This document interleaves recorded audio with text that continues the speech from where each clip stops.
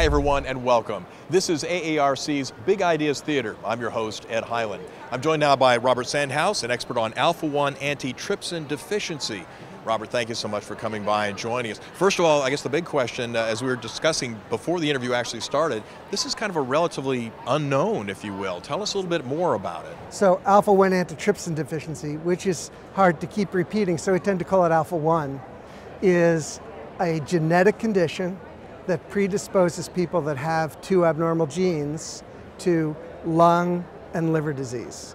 And it can lead to liver failure in infants, young adults, and it can lead to primarily emphysema and bronchiectasis in adults.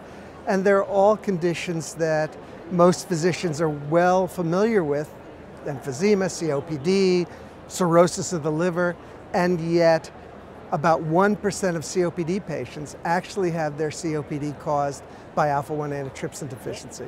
That's an amazing number, and give us some thoughts about, I mean, it's not misdiagnosed, it's just not looked at as a diagnosis, right. I guess. Someone has COPD, they've smoked for a while, the doc says, I know why you've got it. And the reason it's important to know, not only for family testing and things like that, is because for lung disease, there's a treatment. Replace the missing protein, Alpha-1 antitrypsin, and you halt the progression of lung disease. If this is so big, so widespread, why haven't we heard more about it? Why is it so relatively unknown? It's not for lack of trying. The Alpha-1 Foundation has been in existence since 1995 trying to get the word out. Most pulmonary physicians that are my age learned that it was a disease that caused COPD in people in their 20s and 30s. Now we know it crosses the spectrum of age. Like most conditions, there are varying degrees of severity, even in a genetic condition. And so people who are 60 and 70 are now being diagnosed with Alpha-1 and getting the appropriate treatment.